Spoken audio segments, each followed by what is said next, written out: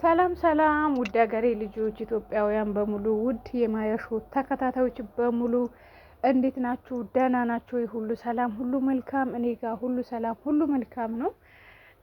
እንግዲህ ዛሬ በሌላ ቪዲዮ ተመልሼ መጥቻለሁ። ቪዲዮዬን ከወደዳችሁ ላይክ፣ ሼር እና ሰብስክራይብ ማድረጋችሁን እንዳትረሱ። የእናንተ ላይክ ማድረግ እኔን ይረዳኛል።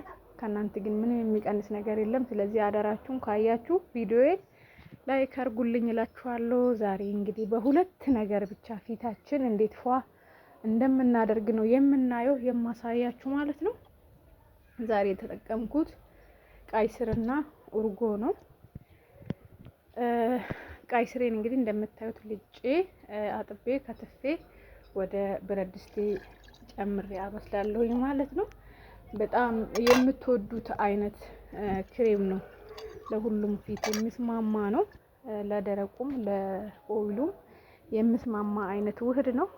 ከዛ እንደምታዩት በሰለልኝ ፈጨውት። ፈጭቼ በሰሃኔ ካረኩ በኋላ 2 የሾርባ ማንኪያ የተፈጨ ቀይ ስር አረጋለሁኝ። ከዛ እርጎዬን አረጋለሁ። ያኛውን ፍሪጅ አርጌ ለሌላ ነገር እጠቀማለሁ። ግን ይሄ በትንሹ እቃ ያለው ራሱ ለብዙ ጊዜ ነው የሚበቃኝ ማለት ነው። ትንሽ ነገር ነው የሚበቃው። ይሄንን እንደምታዩት በጣም አዋህደዋለሁ ማለት ነው። ከዛ ይሄንን የመሰለ ውህድ ሰጠኝ ማለት ነው። በጣም ትወዱታላችሁ፣ ሞክሩት። በጣም ምርጥ ነው ለሚጨማደድ ለሚደርቅ። ብቻ አሁን ጊዜው ብርድም ስለሆነ በጣም አሪፍ የሆነ ውህድ ነው እላችኋለሁኝ። እንግዲህ እኔ ከመቀባቴ በፊት ቀመስኩኝ። አሪፍ ነው፣ ዋው ነው፣ በጣም ምርጥ ነው። አይደለም ለፊት ቀርቶ ለምበላ ነገር ራሱ እንግዲህ እርጎና ቀይ ስር ብቻ ነው። ካላችሁ ማር ጨምሩበት። ማር ቢጨመርበትማ በቃ። እኔ ግን ዛሬ ማር መጠቀም ስላልፈለኩ ነው። እንደምታዩት እንግዲህ እየቀመስኩኝ በምላሴም ፊትንም እየተቀባው አሳያችኋለሁ ማለት ነው። እንግዲህ ቀይ ስር ባለ ብዙ ጥቅም ነው። እንደዚህ በቀላል ነገር ቤታችን ውስጥ የምናገኛቸው ነገሮች በጣም ጥቅም አላቸው ማለት ነው። እኛ ብዙ ጊዜ ቀለል አድርገን ስለምናያቸው ነው እንጂ የማይጠቅም ነገር የለም። የተለያየ ክሬም ከምንጠቀም እነዚህን ነገሮች እየተጠቀምን ከወጪ ራሳችን አድነን ፊታችንን ፍክት ማድረግ እንችላለን ማለት ነው የሀገሬ ልጆች። ከዛ አሁን እንደምታዩት እቀባለሁኝ። እንግዲህ ቀይ ስር ለመጠጣትም ይሁን ለመብላትም እንዲሁም ለመቀባትም በጣም ምርጥ ነገር ነው። በዛ ላይ ደግሞ በጣም ርካሽ ነው። ኪሳችንም ሳይጎዳ ለምግብ ብንል ለመጠጥም እንዲሁም ደግሞ ለማስክ ሰርተን ለመጠቀምም በጣም አሪፍ ነገር ነው። ፊታችን አሪፍና ውብ ያደርግልናል። አሁን ጊዜው ብርድ ስለሆነ ፊታችን ድርቅ ማለት ነገር ሲያመጣ እነዚህን ቤት ውስጥ የምናገኘው ነገር ተጠቅመን ፊታችን ፏ ማድረግ እንችላለን። የሚሸበሸብ የሚደርቅ በቀላሉ አሁን ለምሳሌ ለደረቅ ፊት ያለን ሰዎች በቀላሉ ነው ፊታችን የሚሸበሸበው የሚደርቀው የሚጦለገው ማለት ነው። እሱን ነገር በደንብ አድርጎ ይከላከልልናል ማለት ነው የሀገሬ ልጆች።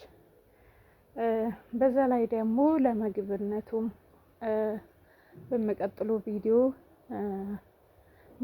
መጠጡንና ለምግብነቱ የሚሰጣቸውን ጥቅሞችን ይዤላችሁ እመጣለሁ።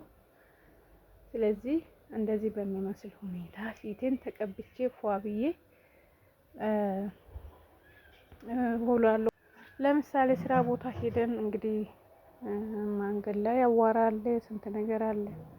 ደክመን ስንመጣ ከፍሪጃችን አውጥተን ብንቀባ ለ30 ደቂቃ ለ40 ደቂቃ ፊታችን ላይ አቆይተን ብንታጠብ አሪፍ ነው። እንዲሁም ደግሞ ፀሐይ ላይ ውለን ስንመጣ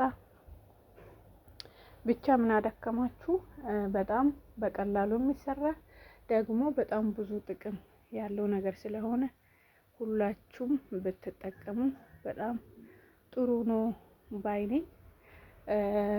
እንግዲህ ከምንቀባው የበለጠ ደግሞ መጠጡ ላይ ብናተኩር ጥሩ ነው። እሱንም ደግሞ ሰርቼ የምናይ ይሆናል። ከቻለን የቀይ ስር ውሃ ብንጠጣ ጥሩ ነው። ካልሆነ ግን ውሃ ራሱ ብንጠጣ ለፊታችን ልክ አታክልት ውሃ መጠጣት እንደምፈልግ ሁሉ የሰው ልጅም ደግሞ ውስጣችን እንዳለ ውሃ የሚፈልግ እንትን ስለሆነ ውስጣችን ውሃ ስለሚፈልግ ፊታችንም እንዲያምር እንዲሁም ደግሞ ጸጉራችንም እንዲያድግ ጸጉራችን እንዲፋፋ ውሃ በጣም ጥሩ ነገር ስለሆነ ከምንቀባው ይልቅ ደግሞ እና በጣም ፊታችን ፍክትና አሪፍ የሚያደርግልን ነገር ስለሆነ ሁላችን መጠቀም የምንችል ነገር እንዲሁም ርካሽም ነው። ተጠቀሙ እላችኋለሁ የሀገሬ ልጆች።